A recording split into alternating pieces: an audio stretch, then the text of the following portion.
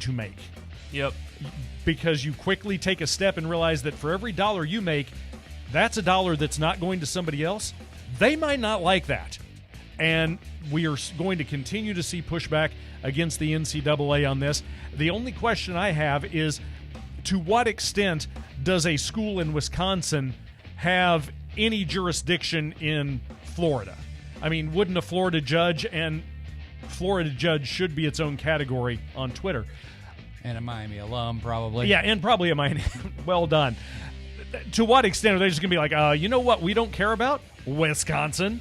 Nice school, Wisconsin. I've been there many times. I like it. It's not a hard sell to sell Miami versus Wisconsin when you're talking about the exactly. weather, at least. But you also wouldn't expect Alabama or Miami to be behind the curve when it comes to cheating a little bit. It's just absolutely crazy that we've gone from tampering, just being guys calling recruits after they've committed, to now kids are actually signing contracts and now backing off of contracts that have their name inked on them to go somewhere else, where it's becoming professional and it's legal now and it's going to court. Danny White's not afraid to file a lawsuit. No, he's not. You think he'll get involved in the Texas Tech poaching of Taylor Panel? I don't think so. Did they offer her a contract during the season? Though? That's a little different, though, because the school didn't reach out to Texas Tech to their knowledge. The third-party booster did, which is a loophole in the system because there are no rules about that yet. There are no loopholes in the NCAA. Those men are rich geniuses. You take that back. You got one more? Nope. Is that it? That's 4. No, see, it's 4 o'clock. Oh. He does 4 at 4. Okay. I was expecting a wacky news story there at the end for some reason. That's only at the top 5. Thank you. The top 11 at 4. All right, I get it. So we got the top 7 at 7. Yeah, in fact, we'll be here all night. I'm looking forward to the top 11 at 11. Yeah. And weather on the 8s. There you go. How about Paul Stone? He knows his football, in case you didn't notice. Yeah, we really enjoyed having him on for a variety of reasons, but the amount of knowledge, go back and listen to that. The amount of knowledge that's in that man's brain is out of this world. We did not prep him on what questions we were going to ask him, other than we said we might talk about Tennessee. But asking him about Texas Tech, University of Texas, you were mentioning Georgia Tech, talking about SMU and these other schools, we didn't prep him on that. No, that's just a genius guy doing a lot of homework, and somehow he remembers it. 52 weeks a year. Yeah, drives me up a wall. Yeah. People who are smart like that. But he is one of them. And, so we encourage you. Go to paulstonesports.org and check him out. Great follow, and he's also a regular guest on VSiN on the some of their shows, Follow the Money specifically, but a really good guest, and he gives away a lot of plays, and he's very good at that. Pay attention. Yeah, we didn't get a chance. We didn't really get a chance to ask him about how one becomes involved in these contests he wins. But as he mentioned, he's won 2 of those big Vegas handicapping contests. Yeah. And winning one is hard enough to do as a professional. Winning one as a fluke would be nigh to impossible. Winning 2 means you know what you're doing. Yeah. And so, pay attention to Paul Stone. And a basketball contest against 24 others of handicappers of the best that do it. So, yeah, Paul Stone's the man. I wish we'd have just gotten to a few more picks of his for the first week of the season. He starts throwing out free picks. We'll pay attention. He threw that Tennessee win against Syracuse out there. So, anyway, I can't recommend anybody higher on Twitter to follow if you like to wager on college athletics than Paul Stone. And we do follow a lot of these guys. And so, picking Paul Stone, not necessarily an accident here, kids. We like him. Yeah, I'll go out there and get as much information as I can from other people out there picking, but there's so many now that are just illegitimate. You don't know who they are. I don't necessarily bet anything blind. I think the only people that I would trust with that would be the Cover Boys, to be honest. Yes, the Cover Boys, and then only during the right side segment. Correct. Yeah, we do talk about a lot of college football games, but It's because we have to talk about a lot of them because they're SEC games or games of interest. By the way, I pay would attention to those right sides, by the way. Yeah, right. But I know some people, they just fast forward till the end to get to the right side segments, but we usually preview 15 to 17 games, and actually there's a few winners earlier in the show as well. I just want to say real quick, follow me on X if you haven't already, at Johnny Haji. That's Haji ends in IE, and I've got a Signal channel coming up this year. We're going to do live betting chat all day on Saturdays. I'm going to give away all the tips and trends from all over the internet, compile those for you. Same game parlays in the pro games, prop bets. It's going to be a busy season for me on the weekend. So if you want to reach out on Twitter, maybe DM me and I'll give you the details on the Signal channel coming up. Fortunately for us, after doing a preliminary perusal of the schedule, not a lot of dud weeks this year. And last year there were about 3 weeks that were pretty dry in terms of competitive football, but not so much this year. There are always going to be a few games that pop up that you are going to need to watch. And so, don't take a Cover Boys week off. That would be a mistake. Actually, maybe take week 3 off. Last year we were 0-3 on week 3. And then that's right. We do have a week 3 curse, don't we? And then we were 1-2 in week 6, so we thought it was anything divisible by 3 was going to be a problem. But those were our only 2 losing weeks last year, so that way it worked out okay. Just beware of week 3.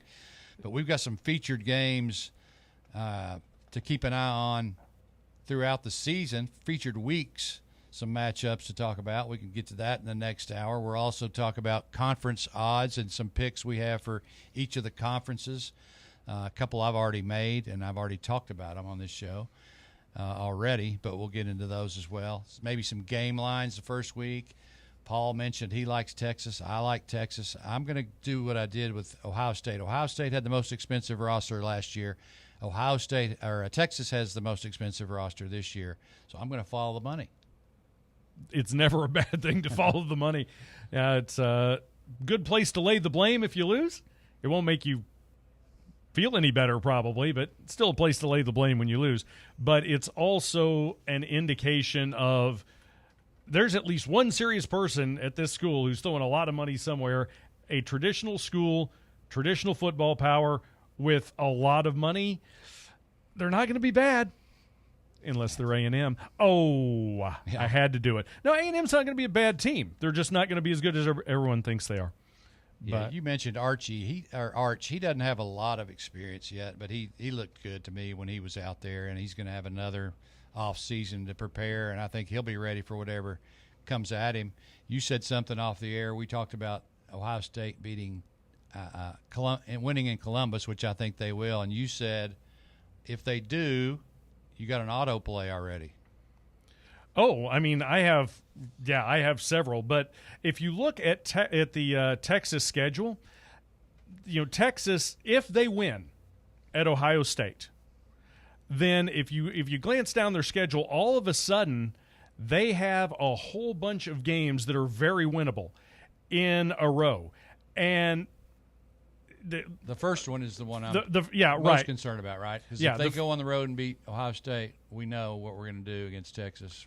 We're going to bet against Texas in week 2, right? Right. They have, I believe, San Diego State in week 2, and that's San Jose. Yeah, okay. Coming off of a big win like that, sure. That's the week where all your guys who didn't start against Ohio State are going to get a lot of time. Maybe a backdoor covers if Texas handles business in the first half. Yeah. Texas goes up by 35, 42 points. They pull everybody out at halftime, and they give up a couple touchdowns in the second half. Yeah, but they go through their schedule, huge game, easy game, easy game, easy game, regional stuff, not a big deal.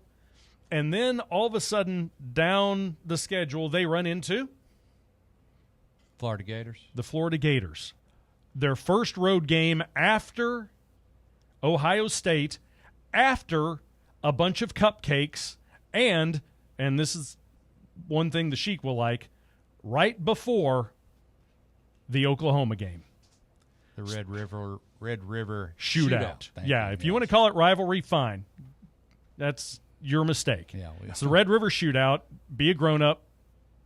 Put on your pants front to back or whatever. But anytime, call it by the right name or don't call it at all. That's one of the places we're looking when we talk about auto plays is who does the team have next? Sandwich games. If you're coming off a big win and you got non-conference team and then you got another rival the next week, that middle game, there's no thought going into that game at all, and that's always a play for me is let's just say Texas is playing Oklahoma one week, then they play UTEP, then they play Georgia. UTEP's going to cover that game most of the time. Right. And, again, something to keep in mind, there's no off week there.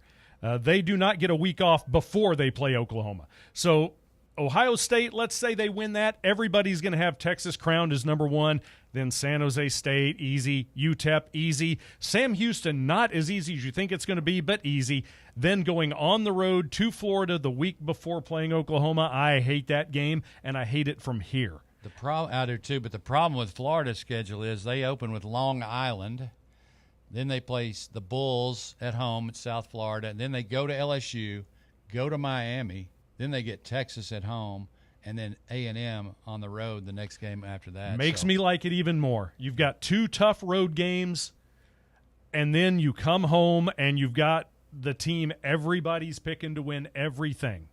Yeah. I don't like it. Yeah, I can't wait. I cannot wait. That's we're already talking October. Are you kidding me?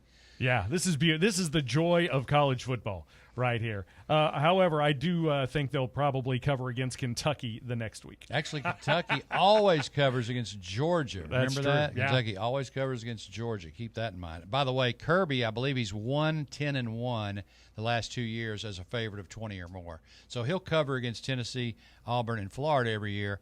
It's the non-conference teams or the conference teams that he's favored by 20 or more that he will not cover. So he doesn't care. He doesn't care if he wins by 21, 55. You just want to go out there and win, get your guys the reps they need, get them off the field healthy, and get them ready for the next big game. Exactly. I admire that, but it has cost bettors a lot of money, especially ones that don't realize that's what he does. I believe Saban was a 57% head coach against the spread. He just would get the big lead, take everybody out, and let those Bowling Greens come back and cover the 38-point spread by 35. He'd win those games by, but he didn't cover. So, all right, that was quick. Boy, that was a hurry. When we come back, we've got all sorts of stuff we're going to start diving into. In theory, there's a phone number or a Twitter or a thing, whatever that is, whatever you kids call it these days. 865-966-3435. You have a gambling question, you have a football question, you just want to talk smack to us, you can do that.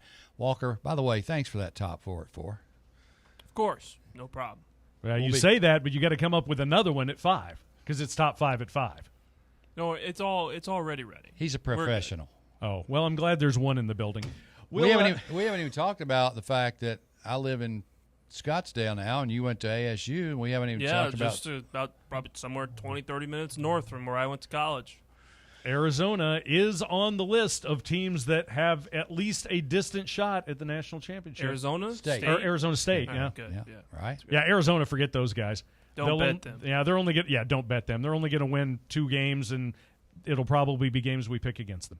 So let's take a break right now. When we come back, we're going to talk big gobs of neat stuff. That's what we do. We'll be right back. The Drive. Can't get enough Fan Run Radio? Download the free Fan Run app and take the best Tennessee sports conversations with you wherever you go.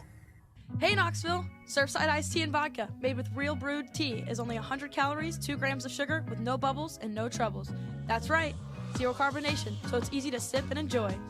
Headed to a game day or party at a friend's house? Bring an iced tea or lemonade variety pack from Surfside or try their green tea and new raspberry tea vodka. Find the can with the sunset stripes this season. Surfside iced tea and vodka, sold at bars, restaurants, and stores near you. Surfside iced tea and vodka, sunshine in a can. Must be 21 or older. Enjoy responsibly.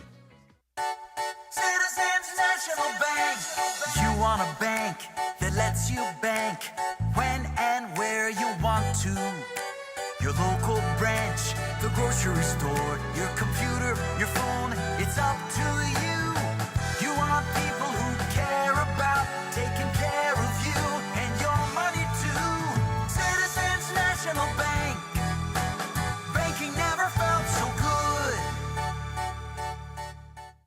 Hi, I'm Dr. Mike Costa at Knoxville Smiles. Here at Knoxville Smiles, we're all about making it easier for you to see the dentist. That's why we're now open until 7 p.m. on Tuesdays and Thursdays. If going to the dentist in the morning or during normal business hours doesn't fit your busy schedule, come see us a little later. Call 865-539-1776 to schedule your appointment, or just visit us online at knoxvillesmiles.com. Smile brighter with Knoxville Smiles. Ready to launch your career? Axle Logistics is a leading third-party logistics company where excellence is an energy. With an award-winning culture, Axle proves that positive outcomes come from a positive environment and a work hard, play hard mentality. At Axle, the drive for success is infectious. And with an uncapped commission structure, hard work isn't just noticed, it's rewarded. For those with big goals and even bigger dreams, Axle Logistics is the place to start your career. Doctors take Field of Greens for their own health. Here's Dr. Ryan Green to explain. We're like you, too much fast food and not enough exercise. That's why I take Field of Greens. The fruits and vegetables in Field of Greens support my heart, lungs, kidneys, and metabolism for weight loss. And Field of Greens promises your doctor will notice your improved health or your money back. Get 15% off with promo code RADIO at fieldofgreens.com. That's promo code RADIO at fieldofgreens.com. Product is not intended to diagnose, treat, cure, or prevent any disease. Do you love to gamble? Do you enjoy listening to people talk about gambling? Well, then I have some good news for you. Every weeknight at 6 p.m., you can hear John Reed and William Pattison go over the slate, thanks to our friends at VIP Play. Sports topics aren't always black and white, but on the slate, they are always green. Nothing but trends, angles, and bets to try to make you some money.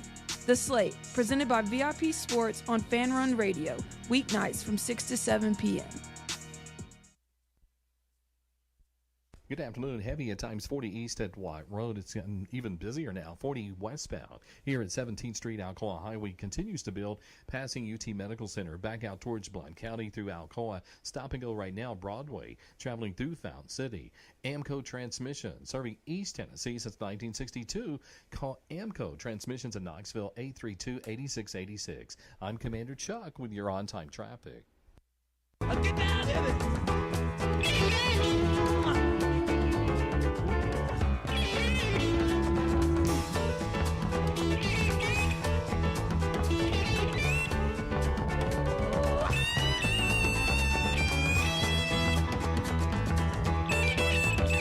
Welcome back to The Drive on Fox Sports Knoxville and Fan Run Radio. This is Haji Sheik.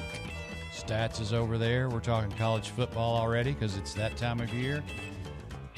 We're going to talk about, let's talk about national championship picture this year right now. The national picture is perhaps more wide open in a sense than it's been in a long time, but in another sense, and you surprised me with this stat off the air, if you're not a favorite early, you're probably not a favorite. Yeah, 16 of the last 17 years, the winner of the national championship has been in the top 6 of the odds leading into the season, during the preseason. So Ohio State was in there last year. There was so 16 out of 17. Walker, Mark, do you think you can guess which team was unranked or not outside the top 6 favorites to win the national championship? Only thing I can think of would be 2007, that crazy year when Kansas made it, and I can't remember who they played. They played LSU in that championship game. That's the only one I can think off the top of my head. It wasn't 07. I don't remember. I think that wasn't that Florida Ohio State maybe. Was that Florida Ohio State? Might What have year been am I 06. thinking of when Kansas made the national championship? Was it TCU or Kansas State? Maybe it was Kansas. Kansas didn't make it, did they? No, that was when Danny Manning was that's playing right. center. Yeah. It's true. And it's been a few years. Who else could it be? It's the team. I'm not old. Think about it. The team in the last 10 years who was the most dominant. Was it LSU in 19? They were not in the top 6. They weren't in the top 6? I think they were outside the top 20. I honestly, that was something I thought of as we were going into. I was like, I assumed they were in the top 6, but then I remembered they weren't on anyone's radar until they went into Texas and smoked them that year. And the best team we've seen probably in the last 10 years? It's either them or the Bama team with Mac Jones is the only other one that was good. Obviously, the Jameis Winston team when they won, but none of them reached the offensive dominance that Yeah. LSU had in 19 with Joe Yeah, Burrow. I'd take LSU over either of those teams. Not Yeah. necessarily by a lot, Yeah. but if you're asking me to pick money line, yeah. They'd be the favorites now. Certainly. Yeah, definitely would. So if you want to bet a national championship winner preseason, which you can always get. Sometimes you get better odds later in the season. For instance, you could have taken Ohio State before the season, or you could have taken them after they lost to Oregon, and you would have got a better number. So a loss, obviously, since we're in the playoff era, a loss isn't going to kill you. So sometimes if you got a team you got an eye on, wait till they lose one if they've got a matchup early in the season. We'll look at some early season matchups here in just a minute. But so the top 6 favorites currently are Texas plus 550, Ohio State 6-1, Georgia plus 650, Penn State 8-1, Oregon 9-1, good old Alabama in there, number 6 at 10-1. Oh, they're always going to be Georgia and Alabama just sitting there taunting the rest of the SEC. Clemson is 13-1, but if you like Texas, which I'll bet on Texas this week because if they do go to Columbus, they're plus 550 now. If they go to Columbus, they're going to be maybe at plus $1. The rest of the way. Right. Yeah. If Texas wins that first game at Ohio State, their number is going to just plummet in terms of what you have available to win. And so if you actually think Texas has a chance, then you should probably do it early. The other statistical side of me cautions that you have a quarterback who is going to be in his first year as a full-time starter. He might be the greatest quarterback ever to walk the face of the earth. His last name would suggest it, but it's still his first year as a full-time starting quarterback. And Joe Burrow, anyone? They do not have a cupcake schedule. They have an SEC schedule. They That's right. they have a schedule that is going to give him trouble at some point. It's just, I don't like him as a national championship pick. I'm going to like them in specific games. I think I'm just of the teams on that list, the top 6, and as you mentioned, it always seems to be in the top 6. Ohio State, Texas, Georgia, Oregon, Penn State, and Alabama. The 2 teams that worry me the most are Texas and Alabama because Alabama's always going to be there, whether they belong there or not. And my question mark, and please don't get mad when I say this, my question mark with Texas is their quarterback. Not because he's not great. He's new to this, and he's playing in the SEC, which rarely allows first-year starters to thrive. There are examples, but it's rare. So with those SEC teams, you're completely out on Georgia then, who have the 3rd best odds preseason right now at 650. I was out on Georgia last year. Yeah. Again, Alabama, I think Georgia will end up with a better record than Alabama, but I don't think I don't trust their quarterback yet. Yeah. You know? Who knows what Gunnar Stockton is? Yes. I like LSU's quarterback, to be honest, in the conference. That's fair. I think LSU has the best upside for quarterback going into this season in the SEC, maybe all of college football, but that we'll get into Heisman odds later. Texas does play Georgia in Athens 2 weeks after facing Vanderbilt at home and the week before Arkansas, so it's a soft spot in the schedule. They'll have plenty of time to get ready and get focused. So if Georgia's quarterback does not materialize, then Texas, I'll have the chance. They lost to Georgia twice last year, if anybody was watching, and they were a little bit snake bit, to be honest. They could have won either or both of those games. So, I just I'm a believer in Sark until proven otherwise. I just think Ohio State has the back-to-back jinx, right? It's hard to go back-to-back, and the pressure will be on them coming out, and we don't know what their quarterback's room is going to look like. I will say Texas has an SEC schedule. You're right. There's a lot of volatility with the teams on their schedule. Like, we expect Lagway to be good. That's not a given against Florida. We expect Oklahoma to be better. We expected them to be good last year, and they were bad. Kentucky, not great. Mississippi State, not great. Vanderbilt pushed them last year, but you'd still pick Texas against them. At home, yeah. Yeah, in Georgia, like we're saying, we're expecting them to have a downturn. So, are they ever going to play anyone that would actually be an equal to Texas at that point. Yeah, I hate to use the phrase, it's a down year for the SEC, but I genuinely believe that. I think this is as wide open as a national championship picture has been in a long time. And the fact that the University of Tennessee is a top 10 in terms of national championship odds should tell you a lot. It should give you a lot of excitement going into the season if you're a Vol fan. It should also let you know that the picture is much more open than it normally is. And if you happen to be someone who wagers on games, boy, is that fun. Yeah, right. And if you don't wager on games, boy, is that fun. What are you doing with your life? What are you doing? You're just sitting back watching, cheering for a team? There's two things that make life more fun. One of them is sports wagering. The other is not legal in this state, but it isn't legal in the state that I currently reside in.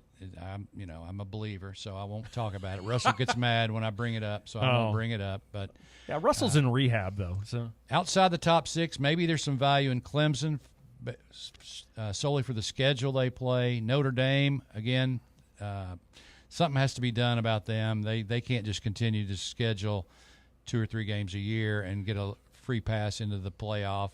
And LSU, again, I like their quarterback. If you got a good quarterback and all the talent they've recruited and pulled out of the portal, they've always got to have a shot, I guess. But Brian Kelly, no, not a lot of faith in him. So of the top 6, I already said I like Texas, especially now before the season starts.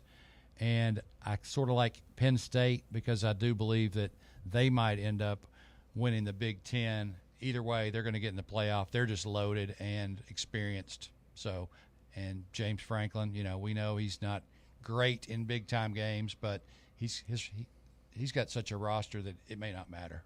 Yeah, Ohio State being up there is no surprise. They were 10-6 against the spread last year, which means they won the national championship, and yet they still may not have been valued as highly as they should have been by bettors. They were 3rd in the country in margin of victory at over 3. They won their games by more than 3 touchdowns per. How could Ohio State have been as good as they were and still been underrated? Well, look at the games they lost last year and still managed to make it into the party.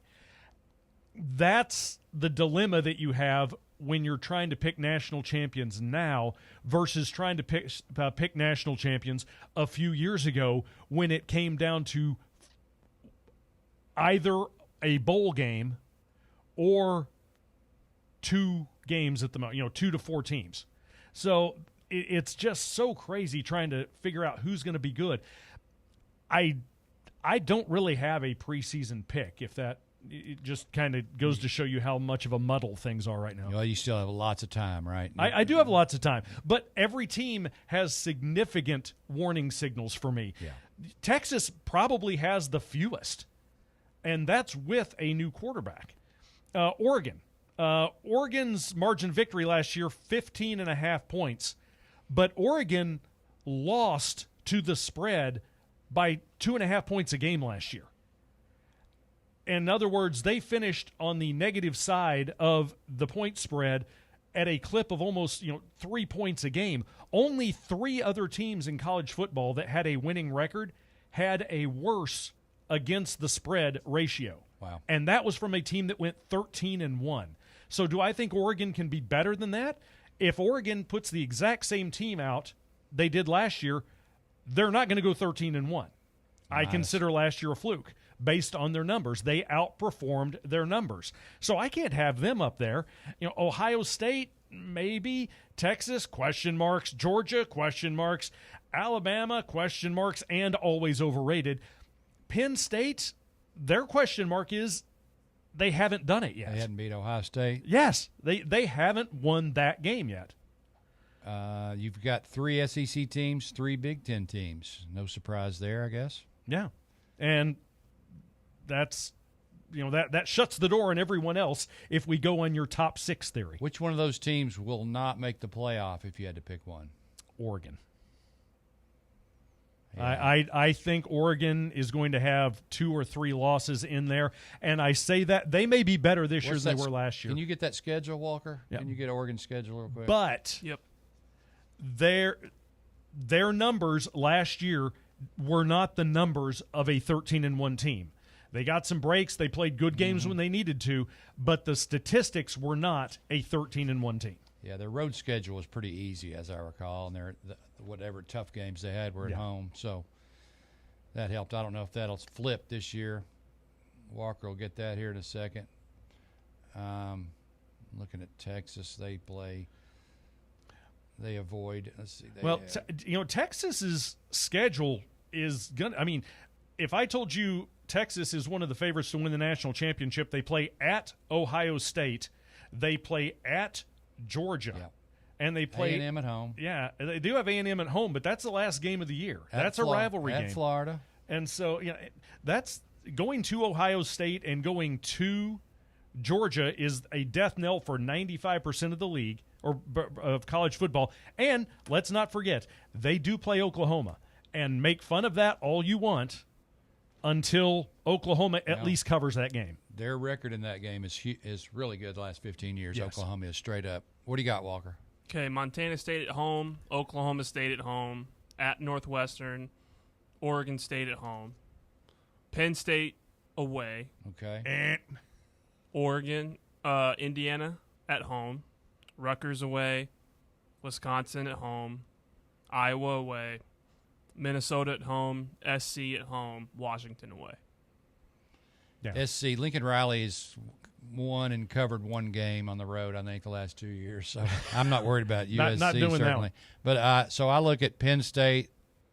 They'll get them. Penn State will get Oregon. Yes. And they'll have that. So if you, again, if you wanted to throw a flyer out there on Penn State, which I might, go ahead and do that as well before they start winning games because the odds will go down.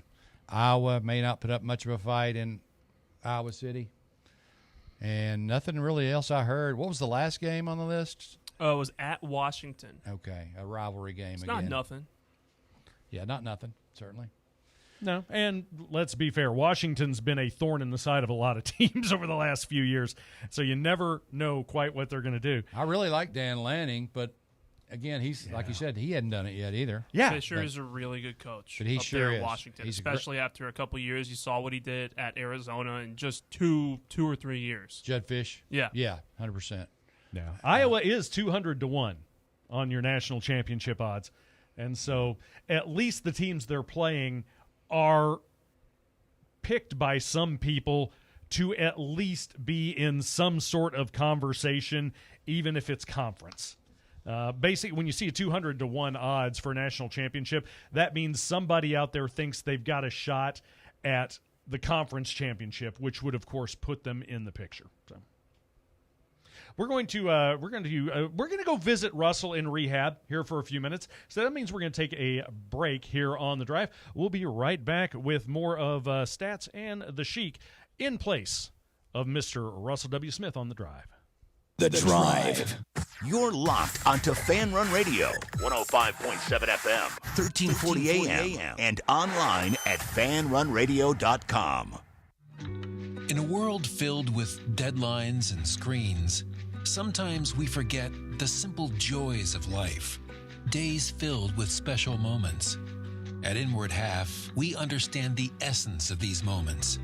Feel the difference between our breathable fabrics and flexible apparel as you disconnect from the hustle and bustle and reconnect with what truly matters.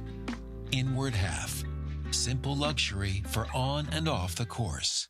Every 40 seconds, a child goes missing somewhere in the U.S. You can help in the effort to find missing kids simply by donating your car or boat to Find the Children, a nonprofit organization dedicated to returning missing children to their families. Find the Children works closely with national and community agencies and organizations and helps distribute flyers and posters that are directly responsible for recovering missing kids. Your car or boat donation helps protect and recover children in every state and community by sponsoring sponsoring child safety and recovery programs. For fast, free pickup, call anytime, 24 hours a day, 7 days a week. Running or not, your car, truck, van, RV, or boat will be towed away free of charge. Fast, free pickup, plus it's tax deductible. Everyone wins when you donate your car or boat to Find the Children. Call right now. 800-466-8813. 800-466-8813. That's 800-466-8813. Are you looking for a treat that will knock it out of the park at the next watch party? Just like your favorite baseball team, Crumble brings the best lineup week to week with an expanded roster that includes key lime pie, strawberry cake, or my personal favorite, Monster featuring M&M candies. Let Crumble treat you to the best cookies in the game. Download the Crumble app and start earning rewards. You can even vote monthly on what flavors you would like to see at any store of your choice. Warmer weather is here, so get to the ballpark, but don't miss the cookies. Located in Knoxville's historic Old City, Barley's offers great food, live music, the best draft beer selection in town, and now your new favorite place to watch sports. Their indoor projector is perfect for any weather, and they've revamped their upstairs area with more TVs to take in all of the action. Their menu features hand-battered chicken tenders, juicy burgers, fresh salads, and the tastiest pizza in Knoxville. You can enjoy their happy hour drink specials daily from open until 6 p.m. Barley's Tap Room and Pizzeria.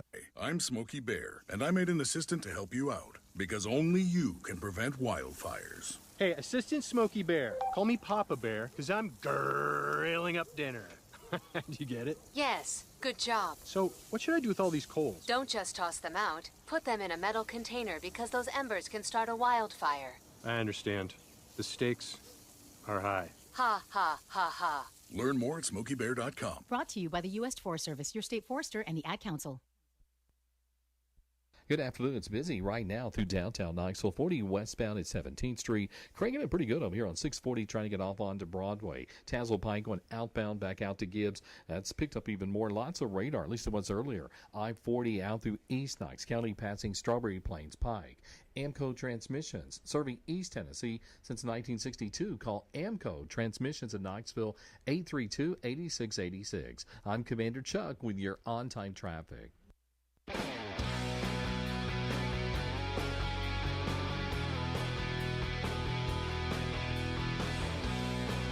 Welcome back to The Drive on Fan Run Radio, Fox Sports Knoxville. It's Haji Sheik and Mark, the stat man, stats over there, talking college football for you. If you'd like to join us, ask us any questions about football or wagering, 865-966-3435, or text Walker 865-966-3435.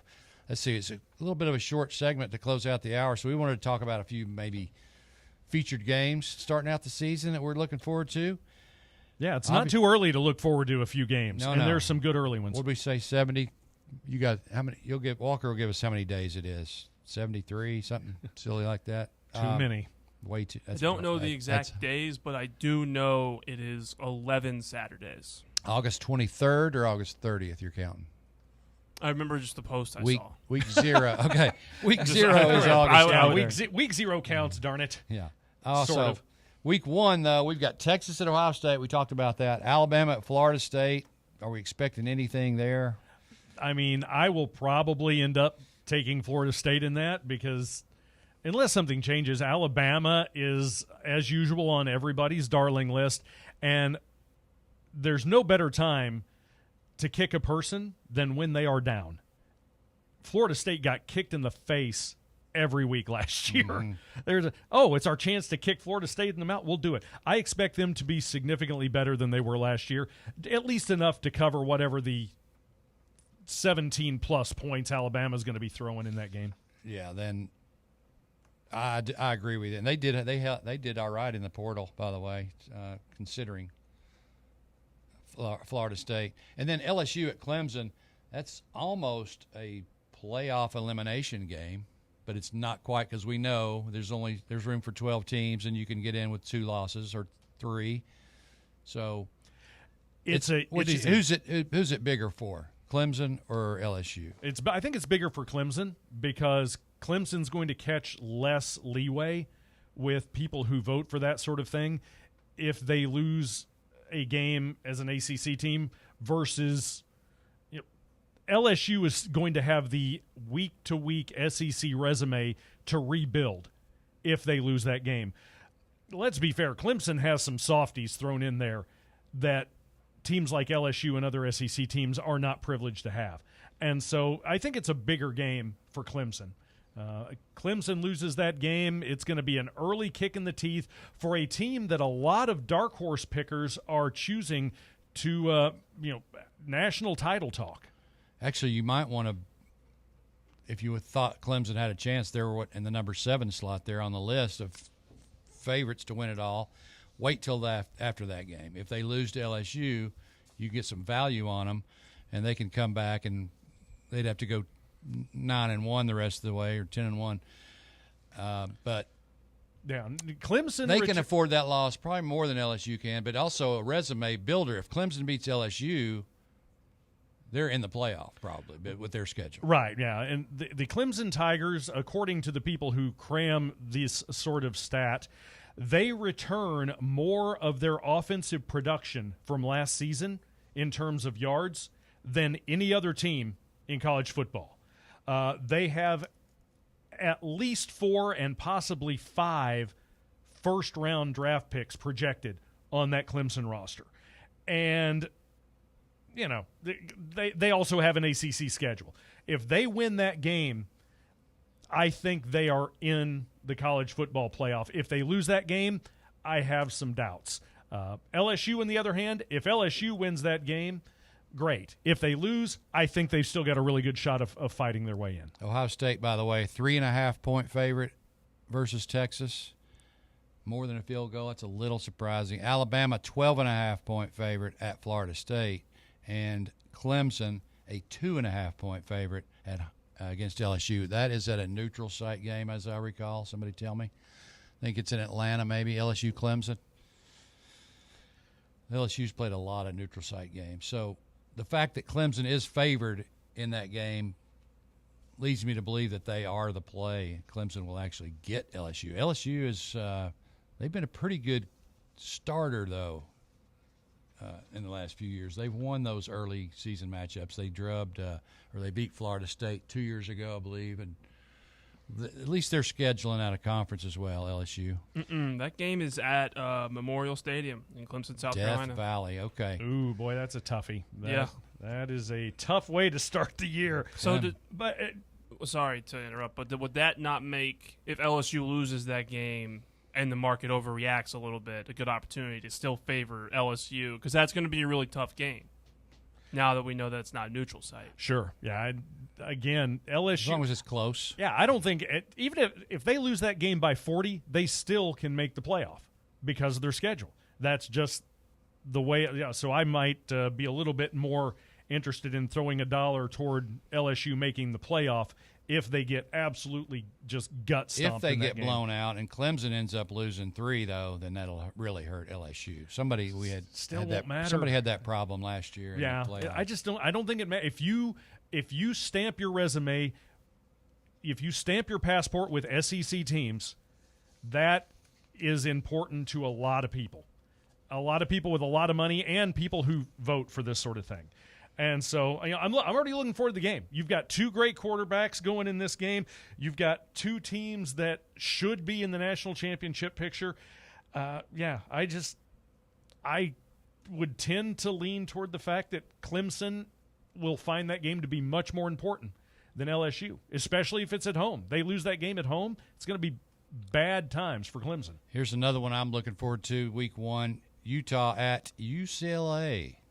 As I believe Utah is going to be improved on defense. They're always good on defense, but they struggled a little bit last year, so they've got something to prove. And they get to go to the Rose Bowl to open it up against Nico. That'll be fun to watch. The total, Utah's 4.5-point favorite. 50.5 is the total. Yeah, I mean, Kyle Whittingham is one of, if not the best coach in the country. Mm-hmm. I mean, he's been doing it at Utah for a long time. And going to UCLA, a program that, hasn't really been in the best spot the past couple of years, that just feels like a game Kyle Whittingham wins, even if UCLA might have a better team. And it's worth noting, we talk about good college football coaches. A lot of what makes good college football coaches are the people they put around them. I'm pretty sure I could probably crack 8 wins if I were the head coach of Georgia right now. Utah is not an advantageous place to try to put together a national title contender in college football. And to be able to do what he's done with limited resources, sure, you're going to have down years. He's a great football coach.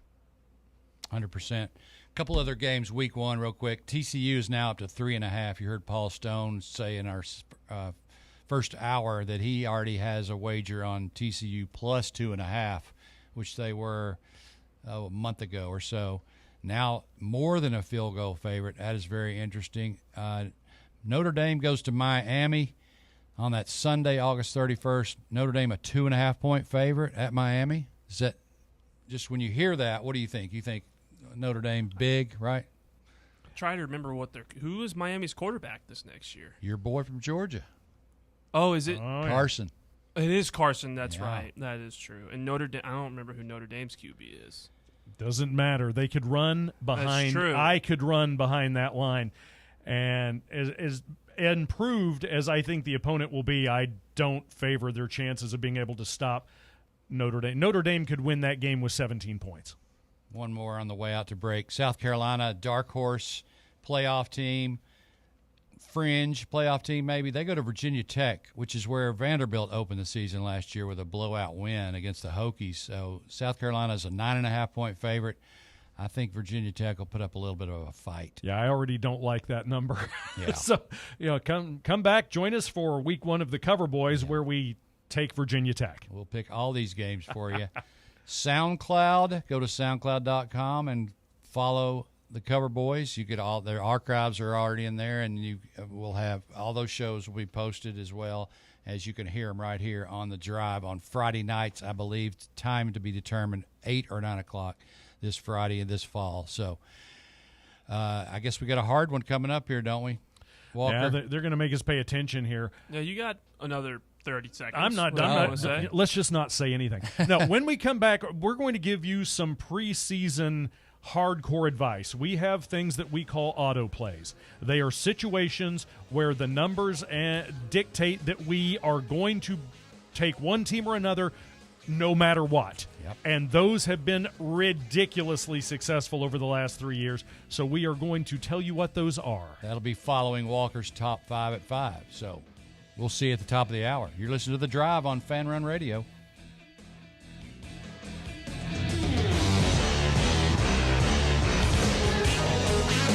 The Drive. When it's past high noon, it's time for a vodka soda made with a vodka you've actually heard of. I'm talking White Claw vodka soda made with White Claw premium vodka. JB Smooth only drinks vodka soda made with the world's smoothest vodka. And you can too. Pick you up a bottle of the Triple Wave filtered vodka that's been distilled 5 times. White Claw premium vodka comes in 4 flavors: black cherry, mango, pineapple, and just vodka. You haven't had vodka like this. No one has. White Claw premium vodka. Please drink responsibly. This is Coach Josh Heupel. In football and life, you need a solid defense to protect what matters most. That's where Farm Bureau Insurance of Tennessee comes in. Score peace of mind with Farm Bureau Insurance, the official insurance of the Vols. They're your line of defense. FBITN.com. This is Baseball VFL Cody Brown. Farm Bureau Insurance is the official insurance of the Tennessee Vols. I'm here to be that line of defense for all your insurance needs. Give me a call at 865-992-3871 and go Vols. Rickard Ridge Barbecue, located in beautiful Cove Lake State Park. Rickard Ridge is home of the best ribs in the Volunteer State. Smoked daily by Pitmaster Mark Rickard. The barbecue at Rickard Ridge is mouth-watering, fall-off-the-bone delicious. Take the scenic drive up I-75 to exit 134. For directions and to look at the rest of the menu, visit Rickard Ridge online at rickardridgebbq.com. Blackford Veterinary Surgery Referral specializes in surgeries not regularly performed by your pet's general veterinarian. They're currently accepting referrals from vets all across the country. With their newly renovated state-of-the-art surgery center and highly trained staff, clients can rely on professional and thorough care. If your vet says that your pet needs surgery or rehab, ask for a referral to Blackford Vet and let them get your best friend back on its feet. Located conveniently in West Knoxville. For more information, visit blackfordvetsurgery.com. You're listening to FM 105.7 and AM 1340, WKGN Knoxville, and W289CU Knoxville, Fan Run Radio. When it comes to making plans, you are the best. What about those round trips that you plan in advance, which are perfect on your way there and perfect on your way back? Or those meetings with friends for which you make a group chat 3 months before so that nobody or anything is missing? Or your daughter's first birthday party. You planned it with such dedication that instead of the first, it felt like our 15s. The same way you plan each detail for those moments. Start planning to protect you and your loved ones from a natural disaster. Sign up for local weather and emergency alerts. Prepare an emergency kit. And make a family communications plan. Protecting your family is the best plan you can make. Get started at ready.gov/plan. Brought to you by FEMA and the Ad Council. Good afternoon. Still heavy traffic 40 east and west here at 275 through downtown Knoxville. Heavy traffic also on Broadway through Fountain City over the ridge into Halls as that traffic heads out towards Corrington. Busy right now, I-40 east at the Holston River Bridge. All that traffic pushing out towards Sevier County. Hey, Fountain City Jewelers Wedding Band Weekend. It's coming up June 25th through the 28th. Go by and see them this weekend at Fountain City Jewelers next to Litton's. I'm Commander Chuck with your on-time traffic. It's time for The Drive's Top 5 at 5. Welcome back to The Drive. Hour number 3 ahead for you. Hopefully we'll make it. Seems like we're going to. Let's go ahead and kick it off. You're listening to Chic and Stats, by the way, the Cover Boys. You can listen to us on this very station. Coming up this fall, we're going to cover football for you. We might not tell you who's going to win, but we'll tell you who's going to cover, and we'll do that on a weekly basis starting on August 23rd. Follow me on Johnny Hodgie on Twitter, by the way, at Johnny Hodgie. Sorry about Walker. Kick it. At number 1, the Men's College World Series Final begins this weekend. LSU and Coastal Carolina will face off in a best-of-3 series that begins on Saturday at 7 p.m. LSU is looking for their second national championship in the last 3 years, and Coastal is looking for its first title since 2016. If it was football, I would say LSU just beat Arkansas, the number 3 seed, the favorite to win the whole thing. So I guess I'll take Coastal in the first game anyway. Yeah, you also have to keep in mind that the win against Arkansas was one of those miraculous wins. And Correct. You generally do not back up a crazy miraculous win with a good performance. More about that in about 10 minutes. Yeah, plus you got a little bit of plus money with Coastal. It's plus 134 to Right. minus 172 in that first game. Yeah, LSU's minus 1.5 and plus 124. Coastal plus 1.5 is minus 160 if you want to. But in college baseball, games can get out of hand, so you're better off not taking plus 1.5 and laying a big number. Go ahead and take the money line at plus 134, which I guess I'll do. Mm-hmm. You talked me into it. Both True. There you go. Coastal it is. At number 2, VFL Dante Thornton seems to be making a good first impression with the Las Vegas Raiders. ESPN reported during minicamp last week that the former Tennessee football wide receiver was running with the first team during camp under first-year Raiders coach Pete Carroll. Thornton got first-team reps for a good reason, Carroll said. They're trying to force the rookie wide receiver onto the field. I saw that he was getting a lot of balls thrown to him his way this week. They love him. So, yeah, that's good. You can't coach speed. You know, he's got it. He's in your division. You're a long-time, big-time Denver Bronco fan. What are your thoughts on the Raiders? I hate them. I hate everything they do. I hope their bus breaks down on the way to the game. Having said that, I did have a good friend who played for the Raiders. When I say back in their Super Bowl era, I'm saying back in 1978. But that's the last time I was a Raider fan. Having said that, you have a rookie coming in, showing good speed, more importantly, showing good hands, good route running, and something to keep in mind, we know the name Pete Carroll, but he is a first-year coach with his team. He doesn't owe any of last year's starters anything. And if you get a rookie coming in there who is really making the plays, he's like, you keep throwing it to him until he can't make them. You know what? I like it. I wish him all the best, except against the Broncos. Yeah, they had a players coach last year. Now they got a real coach. Yeah. We'll see how it goes. At number 3, the Buss family is entering into an agreement to sell majority ownership of the Los Angeles Lakers to Mark Walter for a franchise valuation of approximately $10 billion, sources told ESPN on Wednesday, the highest ever for a U.S. professional sports franchise. The Buss family will keep a minority share of the team, just over 15%, for the period of time. In addition, Jeannie Buss will remain the Lakers' governor and continue to run the team for, quote, at least a number of years. I'm old enough to remember when $400 million was the selling price for a franchise. I mean, didn't... Yeah, or 10. Yeah. Exactly. Yeah, the ridiculous amount of money that the Los Angeles Chargers had to put up in 1960 to get into the American Football League. Yeah, What was that number? It was like 1.5. Was it? Yeah, I can't believe it. Yeah, it's ridiculous. Somebody pointed out that the good of this is they apparently will end up with a relatively stable ownership group, but the bad news is at this point the number of people who are capable of purchasing a franchise and running it as an individual very small, which means you're going to end up with more conglomerates and companies owning teams, and that is never a good thing unless you're Green Bay. Well, you know who this guy is, who's buying the Lakers. Same guy who owns the Dodgers. Yeah, he owns. And he's shown that he knows how to run a team, and he knows how to get guys to go there. And I wasn't specifically referring to this instance. I'm saying that overall, when you're going to end up with a bunch of teams owned by companies, and there are exceptions, but for the most part, that is just a gong show. Yeah, there might be too many chefs. In other words, saying we need to do this, and then I think it just gets drama, and that's the world we live in. Drama is king, I guess, but not for me.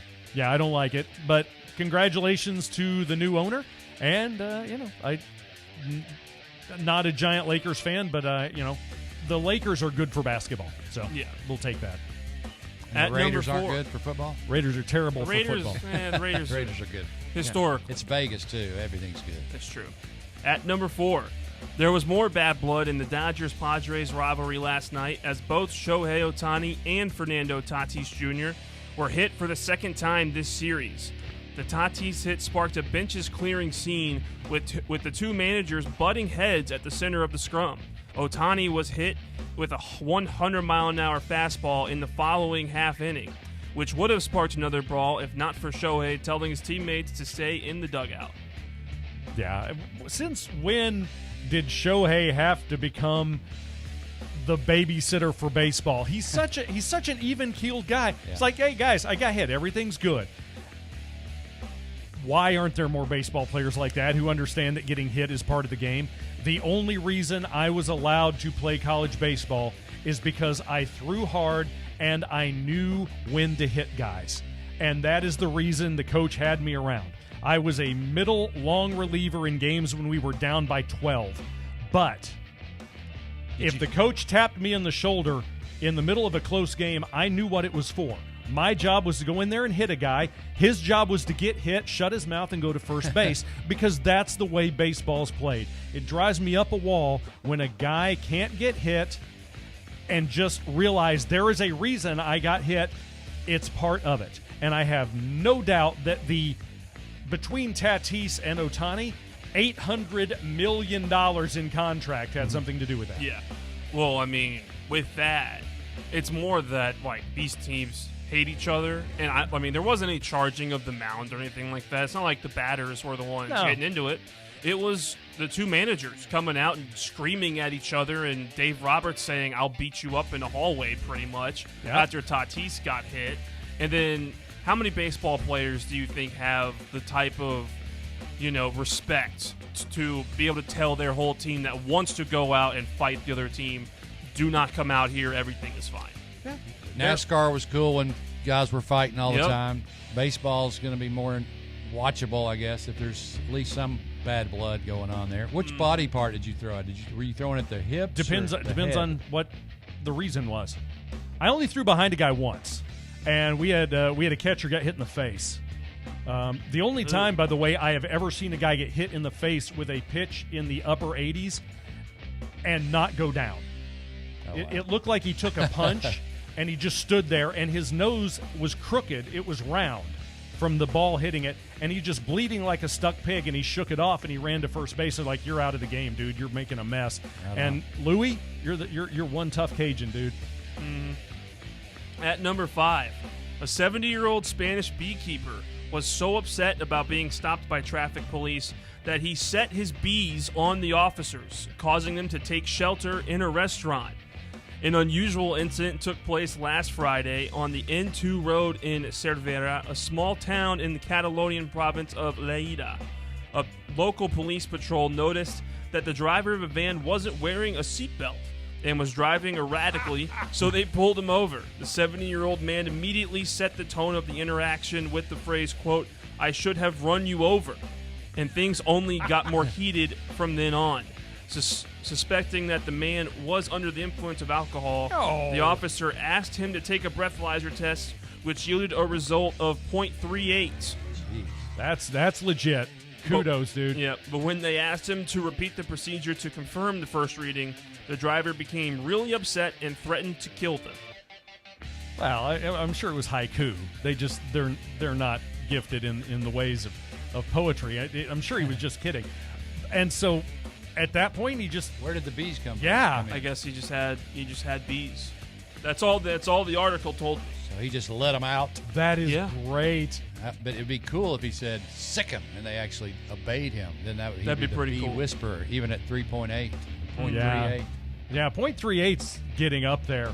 I remember Bob Probert for the Detroit Red Wings was pulled over on a motorcycle, I believe at like .47, which is to be alive or conscious at a .47. But he was driving a motorcycle, probably not slowly. Probably not slowly due to the fact he was conscious, probably due to the offset of the cocaine. But that I would also like to point out, however, that Bob Probert, may he rest in peace, did come back as a really, really tough but clean and sober hockey player. So you can do it, but imagine if Bob Probert just been like, sick him with the bees. I'd have bought it. How do you feel about bees? You take them or leave them? You scared? You don't want to be No, around I mean, them? I live out in the middle of nowhere. I live in a bunker in the Appalachian Mountains, and there are bees all over the place. There are hives built into the foundation of the house, and I let them, wait for it, bee. Nice. Thank you. Honeybees are fine. Just yellow jackets, wasps, hornets. I got no business. I got no need for those guys. Right, let's see. Walker, thank you very much, buddy. There's your top 5 at 5 on the drive. How's my accent? Well, look, you sound pretty good over there. You pretty good. You've been radio in Knoxville, Tennessee. Just checking. Son of a gun. Well, so we wanted to end this segment talking about some auto plays, strategies that we have that we've incorporated in our show all of our years, and they've worked out very well for us. Maybe we should explain what auto play is for a wagerer. Yeah, it's a game situation. Basically, it doesn't matter who the participants are. It's the situation that they're in. So, for instance, one of our favorites is... I don't know which one it is, but I think this is probably our favorite. It's not. This one is actually not my favorite. Oh, but okay. It's the one that comes up more often, it seems, and that is to bet an unranked team favored over a ranked team. Yes. So if you've got Oregon coming in to Northwestern and Northwestern's favored, guess what? Northwestern's going to win. Right. Anytime you see those numbers, those top 25, or as it used to be in my day, the top 20, or as it used to be in my day, the top 10, when you see those numbers next to a team, there is something about having a ranking next to your team name. And if you're the 23rd ranked team in the country and another team comes to town that is not ranked, and you're favored, and the team that is not ranked is favored, you better pay attention to that game, because the average Joe on the street is going to be like, oh, the 23rd ranked team in the country is playing an unranked team. Obviously, I'm going to put all my money on the ranked team. Yeah, well, if they're not favored, you better pay attention, because there's a reason they're not favored. We'll kill time and give you some stats for those teams, but at the end, it's all about it's an auto play. It is, yeah. We are going to play that situation no matter what it is, and I wish for the life of me I remembered what that was in terms of our numbers last year, but I think it was 9-1. We did it 10. There were 10 situations like that last year where a ranked team was an underdog to an unranked team, and it worked 9 out of 10. So same thing goes for maybe a team that's 5th ranked playing at a 22nd ranked team. So the lower ranked team's favored. Same kind of thing. Doesn't have to be unranked necessarily. Especially when the lower ranked team is favored and they're on the road. That is just a gigantic warning sign if you are a bettor. You look for things like that, and cover boys, that is automatic. Number 5 is playing number 23, and number 23 is favored and on the road. Number 5's not winning that game. Yeah. My favorite, I guess, is teams coming off a program-defining win. You're going to fade them every time. It doesn't matter what the spread is. Doesn't matter where the game's being played. 2 years ago, Middle Tennessee beat Miami, and then the next week they were at home to UTSA, who we talked about earlier. And actually, UTSA was actually a small favorite in that game, but they won big. They blew Middle Tennessee out. So anytime a team like that, especially when it's a Power 4 and a G5, if a G5 team beats a Power 4 team, then they got to go back to playing their G5 opponents. They will not cover that next week. Yeah, there is a letdown there. You know, for the first time ever, our program has beaten someone of consequence, even though we've never done it. And the next week, yeah, they are going to be flat. And my next one is similar to that, although it might apply. We teased it during the content on LSU earlier. Anytime a team experiences a miracle victory where they pull a victory from the jaws of defeat in a miraculous way, maybe they score 3 goals in the last minute and a half. Maybe a left fielder drops an easy fly ball. Anytime that happens, you fade that team, because the emotional ride of winning a game that you had no chance of winning, that never carries over. Nope. It does not carry over. And so you just can't you can't expect a team to come off that big of an emotional win and then play up to their standards again. And even if you can expect it, statistically and in the world of wagering, it does not happen very often. So therefore, don't do it. Autoplay, a team coming off a miracle win, always take the opponent next week. They're down 20 in the fourth quarter, come back and win. Yes. We got 3 touchdowns in the last 6 minutes. We saved our season. We're still undefeated. Yeah, you're losing to Vanderbilt next week. Sorry. Walker, I was going to ask you, who did we play the year after the Alabama game? Now, it's not a group of 5 team. It's not a program-defining win, but we did beat upset, sort of. In 22? 22. We played UT Martin that next week, and we did beat them by 41. Okay. I guarantee you we were 42.5. Does it say what the odds 42 and a half was there? Not on this website. Okay. No, does not say. Yeah. I can't imagine us being less than a 40-point favorite over UT Martin. Yeah, that's borderline unlistable. But, yeah, I guarantee you they didn't cover that spread. So just some things to think about. I got one more for you, and it's also works in the NFL. But for college, if it's a good team loses big, good teams typically bounce back. So you might have a situation where you're playing another good team, but things start going south, and you end up and just, things don't work out well, and you end up getting beat by 20 or more. Good teams will bounce back the next week, so you can bet those good teams to bounce back. Same with the NFL, though.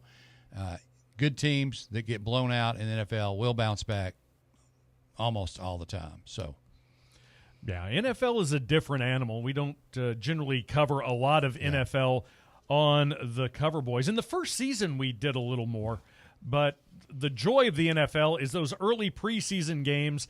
They may not mean anything to a lot of people, but you can still bet on them, and there is a lot of success to be had in those games, simply knowing the situation of the team as opposed to the team being better or worse than the other one. You know, the Eagles don't need to win all their preseason games this year, even though they're going to be the better team in them. They are going to go up against teams who have players who are fighting for positional jobs in those preseason games, whereas the Eagles are going into the preseason games, let me get my 2 series and sit down.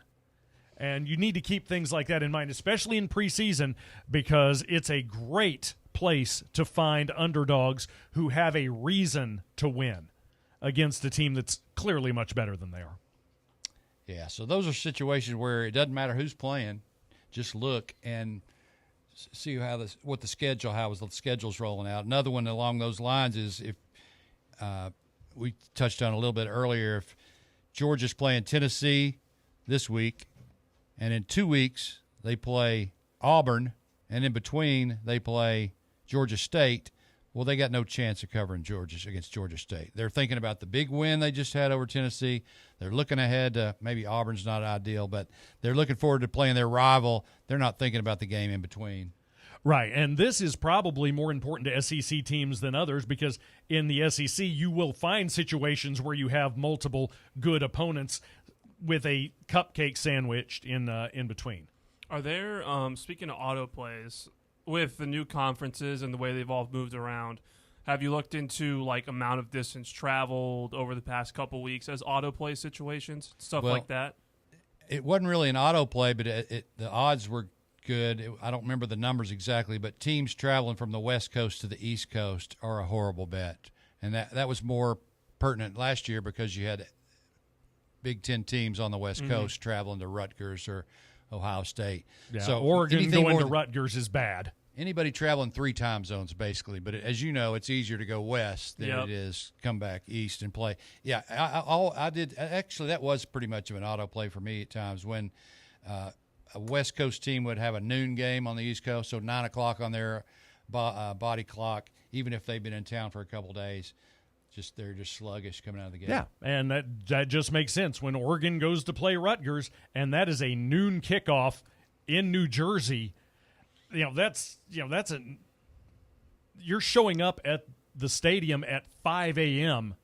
local time. You're by your body clock, and that is not how you want to play. So always keep an eye out for things like that. And that was very successful last year. And along the same lines, and Sheik and I pointed this out last year with a big stack of stats, landlocked teams traveling to Hawaii, dog awful. Yeah. Teams that are on the coast that travel to Hawaii dominate Hawaii because they're used to being near the water. But teams that are landlocked and they have to go to Hawaii to play that game in Hawaii, terrible bets. Yeah. And that's just, hey, you know what we're going to do here? We're going to go to the beach. We're going to have a non-alcoholic beverage that involves a pineapple, and maybe we'll get around to playing some football. But, yeah, just keep an eye on that. Hawaii's never a good team, but they tend to cover against landlocked opponents. Mountain West, look for Colorado State and Wyoming. If they go to Hawaii, to be in trouble. But they're San Jose, on the other hand, might not have a problem with it. Right. Because they're used to the beaches and hanging out at the beaches. Especially Mountain West teams who may not go to a bowl game. You know, they treat it as their bowl game, and they're going to lose that bowl game. But all right, I guess we've done enough damage for this segment. Yeah, that's our auto plays. Just things that you can put in the back of your mind. Say, when I see this situation on the board, I take it. And you know what? You may lose every now and then, but over time, those are big winning situations. 100%. All right, we'll take another quick break. We've got 2 more segments to go.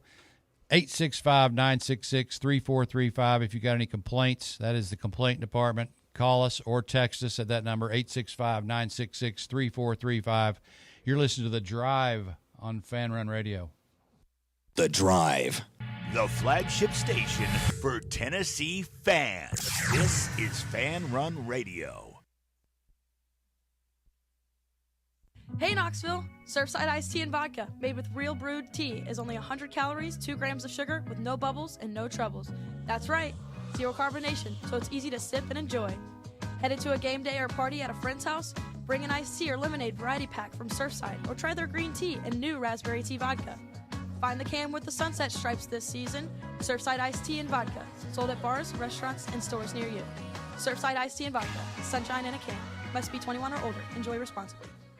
Yee-haw! I've been hooting and hollering ever since I started betting with the VIP Play app. VIP Play has more than 200 leagues, every bet type you can imagine, live betting and live hosts, all with 24/7 support from real live people when you need them. Start betting better with the VIP Play app today. Don't be a better, be a better with VIP Play today. Download VIP Play today or head to VIPPlayApp.com. Make sure you use the promo code FANRUN to take advantage of their welcome bonus and so they know that we sent you. Gambling problem? Call 1-800-8899-789. Must be 21 or older and located in Tennessee to bet. We make it easy to save money. Get access to thousands of discounts on shopping, dining, and travel with the CNB Plus Perks account. It's a powerful new way to save money with roadside assistance, cell phone protection, identity theft protection, and credit monitoring. Banking at CNB has its perks. Call or stop by a branch for more details. Citizens National Bank. Banking never felt so good. Member FDIC. Ready to launch your career? Axle Logistics is a leading third-party logistics company where excellence is an energy. With an award-winning culture, Axle proves that positive outcomes come from a positive environment and a work hard, play hard mentality. At Axle, the drive for success is infectious. And with an uncapped commission structure, hard work isn't just noticed, it's rewarded. For those with big goals and even bigger dreams, Axle Logistics is the place to start your career. Your smile is one of the first things people notice, so why not make it unforgettable? At Knoxville Smiles, we believe everyone deserves a smile they're proud to show off, whether it's time for a routine checkup, a professional cleaning, or something more advanced like teeth whitening or veneers. Our expert team is here for you. We use the latest technology to provide the highest quality care in a comfortable, friendly environment. At Knoxville Smiles, we don't just treat teeth, we treat people. Our goal is to make every visit as stress-free and pleasant as possible. So if you've been putting off your next dental visit, now's the perfect time to take the next step towards a healthier, brighter smile. Give us a call at 865-539-1776 to schedule your appointment. That's 865-539-1776. Or visit us online at knoxvillesmiles.com. Smile brighter with Knoxville Smiles. Good afternoon. Still crowded downtown. 40 West at 17th Street. Stop and go Cedar Bluff right at the interstate. It's still heavy with that traffic on Pillsbury Parkway, especially at Dutchtown Road. Continues to build to the north. Watch for radar all weekend, actually on 75 up through Anderson throughout Campbell County. Hey, turn your gold and silver coins into cash this weekend at Fountain City Jewelers, located in the heart of Fountain City right next to Litton's. I'm Commander Chuck with your on-time traffic.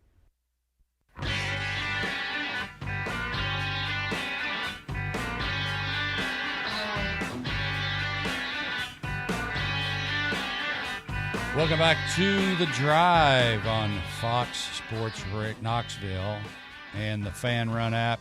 Sheik and Stats, the cover boys sitting in for Russell and Bear and Jace and Walker hanging out with us, and it's been a blast so far, and we're almost done already. We'll have a kickoff preview show for you, maybe online only in that first week. We'll see how that rolls out, but we'll be on the air officially for the week 0 games of August 23rd, and we'll go for 17 weeks to the college football playoff preview show. So, what do you think about the prospect of making week 0 open to everyone? I saw where there were some athletic directors bouncing that around. I mean, how much more do we need? I know you are of the mindset that if we had a 71-week college football season, you would be the happiest guy in the world. Like I say, I grew up when you were, that 9th game was a bowl game. And I just thought the games meant more. They were more important. Obviously, with larger conferences, maybe you have to have 10, maybe you have to have 11. I don't want every team having 13, 14 games before you get to a playoff. I mean, you're literally looking at teams facing the possibility of playing 16, 17 games a year. Oh, so when you say play in week 0, are you saying add another game? Yeah, they're adding another game, making week 0 open without special permission. Now, if they don't add another game, you move the season up a week, but then you're just throwing another bye week in there. Well, are they saying maybe move it back that week so they can have since the playoffs are going to run longer with more teams in the playoff? Yeah, maybe? but they're adding a bye week, so the playoffs aren't going to start any sooner. Okay, so you're saying you may have 3 buys and you're going to start mid. Well, you're asking the wrong guy because I want to watch football right now, so I'm not going to. Yeah, I guess that's fair. More winning weeks. Yes, more winning weeks, but you're talking late summer through Valentine's Day at this point. And hey, if you're going to pay them like professionals, I guess you can start beating them like professionals. I guess. Whack them on the back with a stick. Tell them to work harder. 865-966-3435. Call or text the show if you like. Roberto has called today. Roberto, welcome. What's up, Roberto? What's up, guys? Good afternoon. I hope you're well. Yeah, I hope you are the same. I apologize if you've already said it, but I've been in and out today with some meetings. But I wanted to just kind of get your guys' thoughts on this weekend with the College World Series. I'm pretty heavy on Coastal, but I was that way pre-tournament. I thought that they actually have the pitching to win it all, and I was actually pretty heavy on Louisville, with the best pitching staff you've never heard of as well. Mm-hmm. Just want your guys' take now that we know who's playing. Obviously on the lines, but also I want to hear your opinion. I just don't think LSU's playing that well. They don't look great. Their pitching is okay. They took advantage of Arkansas's bad luck or the pressure on them to do something they haven't ever done before, maybe. And we talked about it in a couple ways, Roberto, as it relates to our handicapping of football games. We talked about when a team wins a big game, it's hard to keep that momentum going, and especially when they do it in the fashion that LSU did the other night. Mm-hmm. So, yeah, I've already said I'm going to take Coastal at least in game 1. What are the series odds? I don't know if you have that in front of you, Roberto. It was like 155 yesterday, I think. Yeah, Coastal plus 155. Coastal's plus 134 in the game, and they had their easier draw considering they didn't have LSU and Arkansas on the other side, so that was a good pre-tournament pick, I think. On FanDuel, LSU is minus 176, Coastal is plus 142 for the series.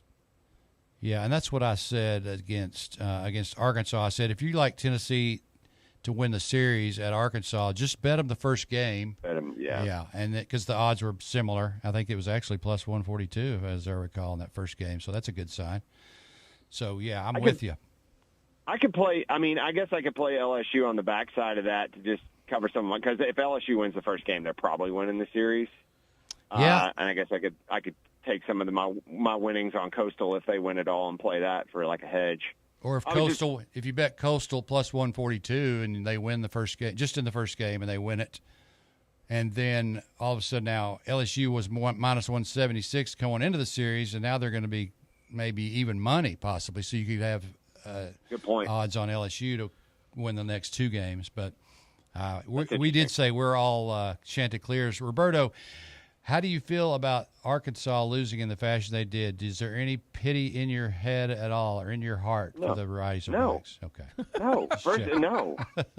Just checking. First of all, I want you to know I do have my Coastal Carolina Chanticleers bar hat on currently. Beautiful. I'm a Chant through and through as long as they're not playing the Vols. Matter of fact, I'm auditing 2 courses next semester as a 45-year-old at Coastal, so I'm not a poser. Beautiful. I just came back from Destin yesterday. I was digging the beach life for a couple days. Yeah. Yeah, I was supposed to go today, but the I-40 deciding to be a waterfall this week's kind of thwarted that for me. That's crazy. Yeah.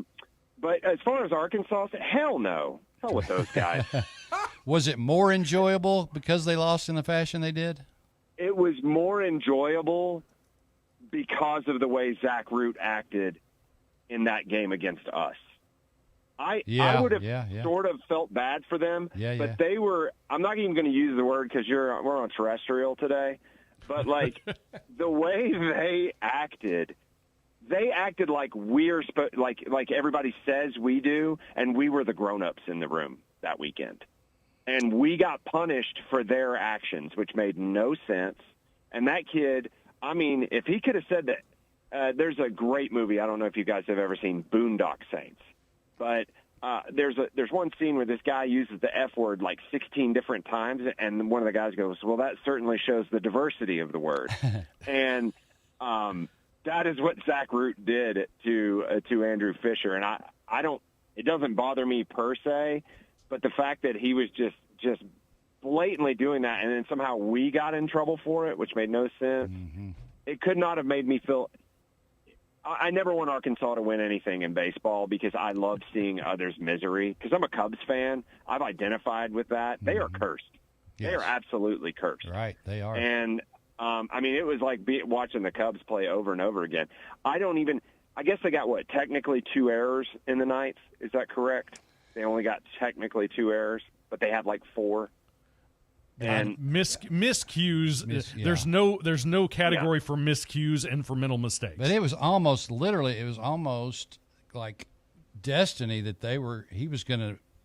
He started it. He took a step back, then he came in and he slipped. You're talking about Davalon? Yeah, the last play. Yeah, it was like, no, you're cursed. You're right. You're the Cubs. Yeah, well. I mean, Vahiva Aloy is supposed to be the best shortstop and/or player in America. No, not with that brain in your head. You can't do that. And he gets the lead runner when he has, which meant nothing. You got to know your runner. You got to know your hitter. You know what I mean? Yeah. And he had plenty of time to turn the double play too. You could see it from behind him when he fielded it. There was the guy was 8 steps away from second, and it was going to be an easy double play. It looked like. Yeah, and the guy wasn't even the Milam, however you say his name. He wasn't even at the runner's box yet at first. So all that to say, to answer your question, thanks for the time, guys. Yes, I love watching them be miserable. Yeah. Those white trash, slack-jawed, meth-addled idiots from the Ozarks can get bent, especially the way they're acting with us. It's like, why do you hate us? Because we have Tony Vitello and you weren't smart enough to realize that Dave Van Horn's never going to get it done, and you had Tony on campus? That's a you problem, not an us problem. Have a great day, guys. Thanks.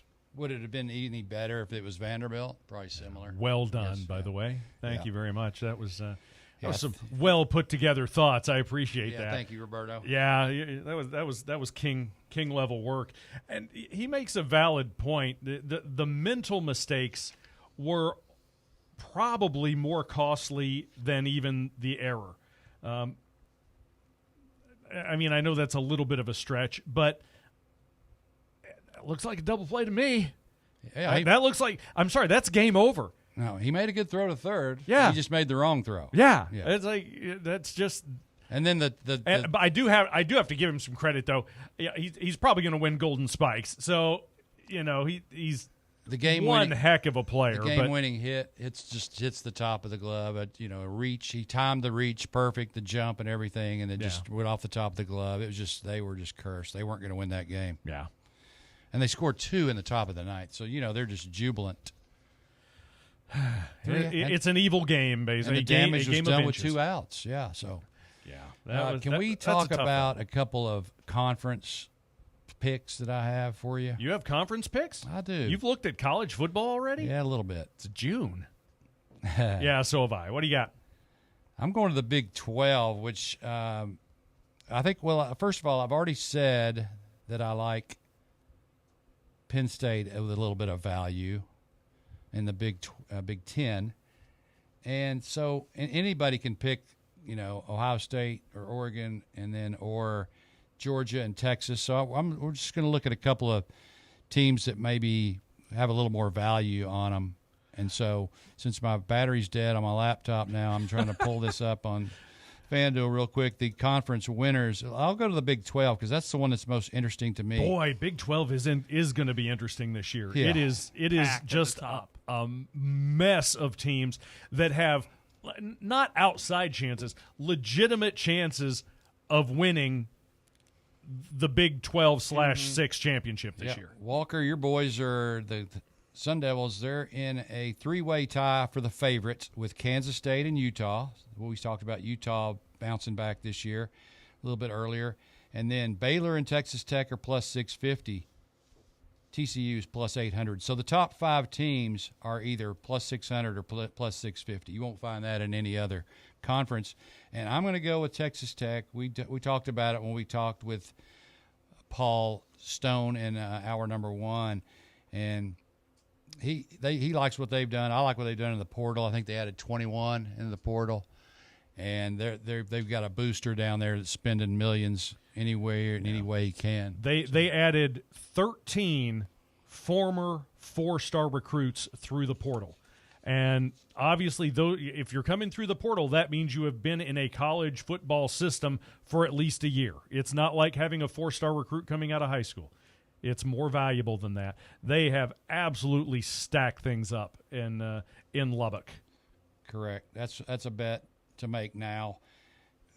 When they start winning games, it's going to be a little more difficult. But, again, it's wide open. I do like Utah to bounce back a little bit. Kansas State's been real good on offense. Arizona State, they'll be the hunted now. They don't have the advantage of catching everybody by surprise, but they've got a great quarterback. Best quarterback in the conference. Sleeper Heisman pick, too. 100%. I don't think any squad wants to play more for their coach than they do at ASU. Yeah, Kenny Dillingham is the man. I am going to issue a caveat to both of you, though, and Arizona State was a great team last year to bet on. They were 12-2 against the spread last year. That means they were massively undervalued by the public, which means be cautious early if you're playing them against the spread, because people are going to look at that in the Phil Steele when it comes out, and they're going to be like, holy cow, 12-2 against the spread, I'll take Arizona State. Yeah. That is already going to be factored into the line for this year. So keep that in mind. We like to say forget what you saw last week. Yes. And that's a big, that's one thing that if you see a team win big one week, then you're just going to jump on them the next week. I would say do the opposite of that. Yeah. So same thing for Arizona State. Yes, they're the hunted. So, yeah, be careful with them. So that's why I like Texas Tech. Now, my warning against Texas Tech is that the 3 teams who are at the top of the list in terms of odds, Kansas State, Utah, and Arizona State, Tech has all 3 of those games on the road. Now, if they manage to win 2 of those, I think they've got it. So it is a conference where you literally have to watch every week, because every week is going to make a difference in who wins the championship. And I think that's going to be great. This is going to be so much fun. Yeah, and I like the mix of those teams, too, because you don't have BYU or Iowa State in that group. Yeah. Or Houston, Cincinnati, any of those, UCF. Your hated rival, they're down there. They're still down. So. Yeah, them, and also a team that's really fallen off in the odds after almost making the championship game last year, Colorado. They don't seem to be anywhere close to 30 to 1 to win the conference. Yeah, that is good for 5th from the bottom. West Virginia last, then UCF. I expected UCF to be a bigger player in the Big 12. I just think all the other teams have just gotten better in the Big 12, and they just haven't been able to catch up. Same with Houston and the other teams that joined the conference from a non-Power 5 league. You mentioned Colorado's 30 to 1 for conference. Yeah. They're 100 to 1 for national championship. They were 9-4 against the spread last year, which again means that in some crazy world they were overvalued, or they were undervalued last year. I don't know how you do that with the lineup they had, but hey, Colorado lost a lot of talent, and as much as we like to say Deion Sanders can bring in the talent, you're not going to replace what you did last year when you went 9-4 against the spread. There's no way I would take Colorado at conference, much less even at 100 to 1 national champion. Are you going to bet $1 to win 100? Not if it's Colorado. I wouldn't. We got a few more conference picks. We got to take our last break here. I want to mention one more time before I forget to follow me on X and send me a message if you want to. Johnny Haji. It's Y on the Johnny and IE on the Haji. And I will have obviously the Cover Boys, everything we do is free. We don't sell picks, but I will have a subscription model with all kinds of tips and trends and a live betting chat room on Saturdays and on Sunday, NFL prime games, and easy for me to say, prop bets, same game parlays, just a lot of plays, picks, and information and for you. You just, I will give you this. The Sheik over there, he is a guy who just enjoys watching football with a few dollars on it. And one of the biggest, coolest, and trendiest things to do right now is to go online and find yourself in a room, one of those online rooms, with people who you enjoy hanging out with just watching games. And you'll be able to hang out with the Sheik and do that. And I'm going to go out on a limb and say he will provide you with some good content behind it as well. There'll be a winner or two in there, guaranteed. Okay, so, all right, well, let's take our last break. It's been a blast. Can't believe it's flying by. You're listening to The Drive with the Cover Boys on Fan Run Radio, Fox Sports Knoxville. The Drive. 105.7 FM, 1340 AM. Online at fanrunradio.com and streaming on the free Fan Run Radio app. This is Fan Run Radio, Knoxville. Are you looking for a treat that will knock it out of the park at the next watch party? Just like your favorite baseball team, Crumble brings the best lineup week to week with an expanded roster that includes key lime pie, strawberry cake, or my personal favorite, Monster featuring M&M candies. Let Crumble treat you to the best cookies in the game.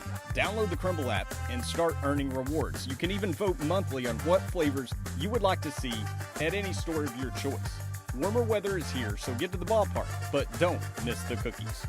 Hey, Pack Rat. Yeah, you. Are you moving cross-country and you just don't know who to call? Call us right now. Listen, you've probably seen one of our containers in your neighborhood. But did you know that we can help you move anywhere in the United States? It's real simple. We'll drop a container off at the location you tell us to bring it to. You pack up your valuable possessions at your leisure. They stay safe right in your home. And when you're ready, call us. We'll come and pick up the container and give you a scheduled date of when your furniture and the other possessions will be at your new home. So if you're moving across country or across town, be a Pack Rat. Join the Pack Rat family. Call Pack Rat right now for your free quote. See y'all later, Pack Rats. Call 800-965-1298. 800-965-1298. 800-965-1298. That's 800-965-1298. Life insurance. Why are you putting it off? Can't afford it? Too much hassle? Think you don't need it? There's lots of excuses for putting off life insurance. But if you weren't there, who would pay the mortgage and other bills? With Ethos, you could be covered in 10 minutes and boom, family protected. Ethos, fast and easy online term life insurance. Up to $2 million in coverage with no medical exam. Some policies as low as $1 a day. Answer a few health questions and get your free quote at getethos.com. That's getethos.com. Do you love to gamble? Do you enjoy listening to people talk about gambling? Well, then I have some good news for you. Every weeknight at 6 p.m., you can hear John Reed and William Pattison go over the slate, thanks to our friends at VIP Play. Sports topics aren't always black and white, but on the slate, they are always green. Nothing but trends, angles, and bets to try to make you some money. The Slate, presented by VIP Sports on Fan Run Radio, weeknights from 6 to 7 p.m.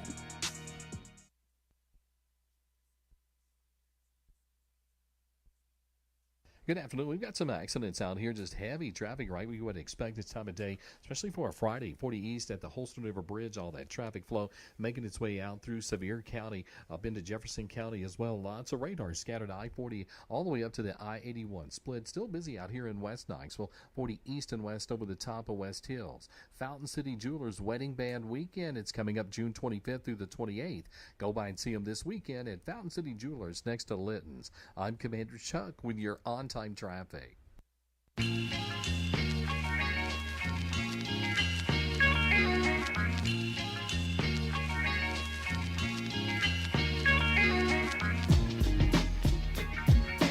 Welcome Welcome back to The Drive, wrapping up the weekend, which I had no idea it was the weekend until I was just informed of that. I've been on the road all week since Sunday, from Arizona to Tennessee to Florida, back to Tennessee, and back to Arizona on Sunday. So it's a long drive. I've done it a couple times. It's tough. Yeah, I'm flying.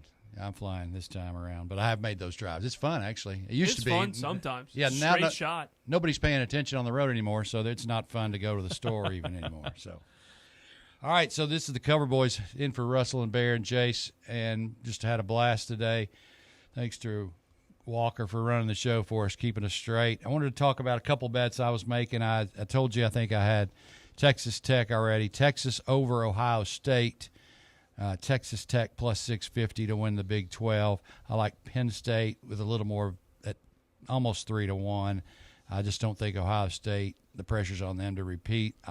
Penn State, very experienced. Drew Aller, one of the top Heisman picks. James Franklin just has to win one big game, and he'll have a shot at it. I would caution anybody who's going to throw money at a win total in the Big Ten.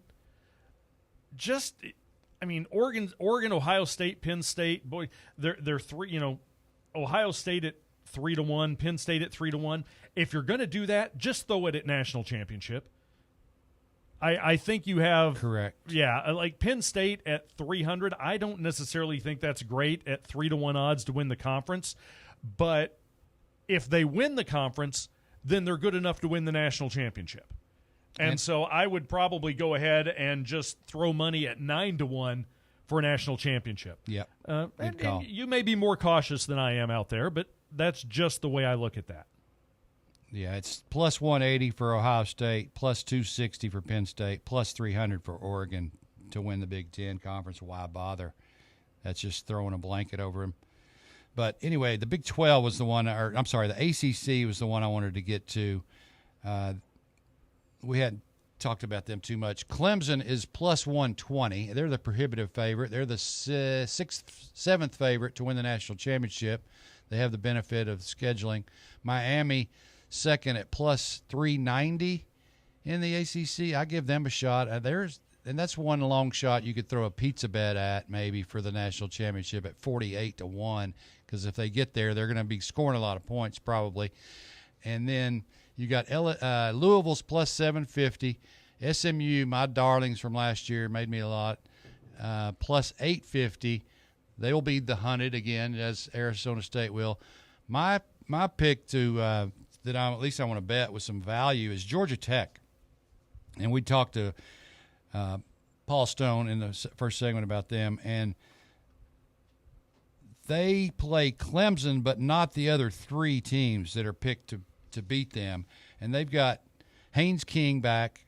He just wins games. Brent Key as an underdog, he's the best coach. If you see Georgia Tech catching points this year, that's almost an auto play. And if they upset somebody, fade them the next week. But at 14-1, SMU was 15-1 last year. They got to the championship game, had a chance to beat Clemson. So my bet to win the ACC is Georgia Tech. I wouldn't be surprised if they go 7-1 or 6-2 in conference play. It doesn't matter if they lose to Georgia; they can still win the conference. Yeah, and yes, they could win the conference. And, of course, you know me. I like the weird combination possibilities that exist. Just something to throw out there. If you're going to bet Clemson, wait until September 14th, because there is a decent chance, and some of you are going to think I'm crazy, and I'm not. There is a decent chance they lose to LSU in week 1, and they lose at Georgia Tech week 3. Clemson could be 1-2. Then you can bet them to win the conference. Then you bet them for conference because the rest of their schedule is very winnable. So, yeah, if you think Clemson's great, hold off and hope they lose 1, maybe 2 in those LSU Georgia Tech games. As we mentioned, LSU is a home game for Clemson, which they really do need to win. You don't want to lose a home game. Georgia Tech on the road. So they could, in theory, lose that Georgia Tech game. It's a conference game on the road. They'll still be in it. And so, yeah, I would hold off before I did anything Clemson. But, yeah, keep an eye on those Georgia Tech Yellow Jackets. The ramblin' wreck of John Heisman will make some noise this year. That's right. Right. Shout out to Lawrence Adams, my Georgia Tech buddy out in Phoenix. We haven't talked a lot about the SEC or the home team. I guess the SEC some, but the reason is we tried to stay positive today. And so the Volunteers are 11th pick to win the conference. Nobody has any faith in Joey Aguilar. I said it earlier in the show. I really think the competitiveness of Josh Heupel is going to put Joey in some advantageous positions. He's accurate with the deep ball. Yes, he has an interception problem, but he was down in every game at Appalachian State. They had no defense. He had to take a lot of chances. I think with the receivers spread out the way they are in this offense, he's also going to have a chip on his shoulder. I mentioned he got cast away from UCLA. I just think those guys are going to team up and do some damage. So, I'm going to lean toward the over 8.5 games, but it's going to be tough to beat Texas, Georgia for the conference championship. You and I both kind of like Ole Miss, right? If you're looking a value play, right? If you're looking for a value pick in the SEC, obviously Texas, Georgia, Alabama, and LSU are up there in terms of what you're going to have to pay to win anything. There's a pretty big drop between LSU and Ole Miss. Ole Miss is 13-1. Ole Miss is not a team really you should trifle with. They are going to be one of those teams that can beat any team in any week if they're given a chance. They have a relatively friendly schedule, except right in the middle. Back-to-back weeks at Georgia, at Oklahoma, and that is 2 weeks after they play LSU. So they have LSU, then an Washington State game, which they will win, then at Georgia, at Oklahoma. Those 4 weeks, if they manage to win 2 of those games, LSU, Georgia, Oklahoma, they're going to be right in the thick of things. And they're going to end up playing Mississippi State for a chance at the conference championship, which I know Mississippi State will love. By the way, Mississippi State is awful, but it won't matter. I'll still take Mississippi State in that game. They can score points. Because they can score, and it's a rivalry game. But, yeah, I think your best value in the SEC is probably Ole Miss. And this will get me in trouble on radio in this area. I think Tennessee's your worst value in the SEC because they are currently pulling in, 30-1? That's just for the conference. That's just for conference? 30-1? I think it's disrespectful, to be honest. Maybe so. I don't trust Georgia's quarterback yet either. I hadn't seen anything yet. I'm not putting any money on Georgia. And that's nor here. Alabama. That game's here. I'm not giving that game away yet. The one I'd give away first would be probably Florida. Yeah. Just because that's what we do against Florida. Yeah. Tennessee's going to struggle at Florida because have you ever looked at the Tennessee-Florida schedule history? It's what we do. Yeah, man, we got so much content for you. We'll just be loading it out for you. It'll be here before we know it. I'm going to be tweeting all summer long, some future bets and that sort of thing. But we are the Cover Boys. There will be a Cover Boys Instagram page coming soon. Follow me on X again, Johnny Hodgie. That's Hodgie, and so I can keep you posted on everything we're going to do. Also, I'll be obviously calling in on the drive every week and maybe more than that. So I have 6 pages of stats I didn't get to. I'm angry. Right. Okay. You are the stat man.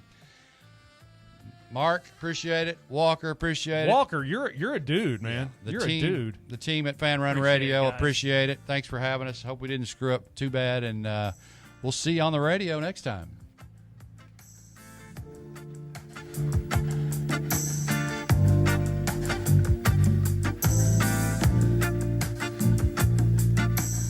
The Drive. White Claw is taking hard seltzer to new heights with White Claw Surge. At 8% alcohol, White Claw Surge is a stronger wave of refreshment that doesn't compromise on taste. Available in 4 bold waves of flavor like ripe blackberry, citrusy blood orange, zesty natural lime, and tart cranberry. Check out your favorite retailer in-store and online for the White Claw Surge Variety 12-pack and 16-ounce single-serve cans. White Claw Surge. Please drink responsibly.